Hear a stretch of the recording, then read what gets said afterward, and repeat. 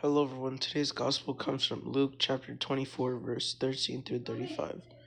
That very day, the first day of the week, two of Jesus' disciples were going to a village 7 miles from Jerusalem called Emmaus, and they were conversing about all the things that had occurred. And it happened that while they were conversing and debating, Jesus himself drew near and walked with them. But their eyes were prevented from recognizing him. He asked them, "What are you discussing as you walk along?" They stopped, looking downcast. One of them, named Cleopas, said to him in reply, "Who does not know?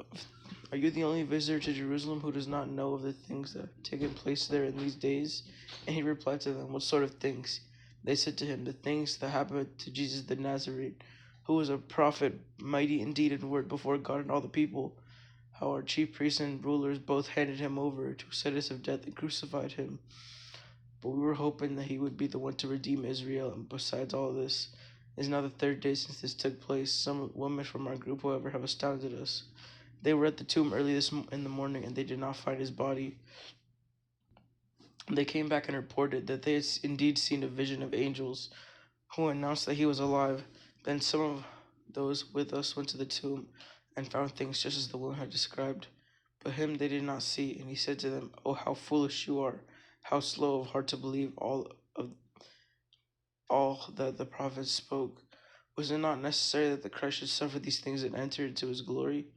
Then, beginning with Moses and all the prophets, he interpreted to them or referred to him in all the scriptures.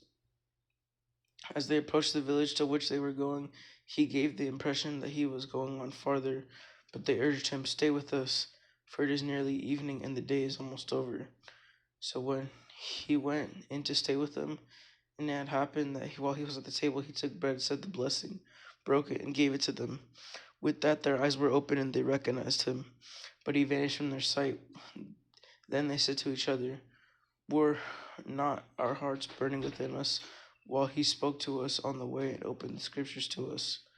So they set out at glance to return to Jerusalem, where they found gathered together the 11 and those who with him, who were saying, "The Lord has truly been raised and appeared to Simon." Then the two recounted what had taken place on the way, and now he was made known to them in the breaking of the bread. That's the gospel for today. Have a good night, and God bless you.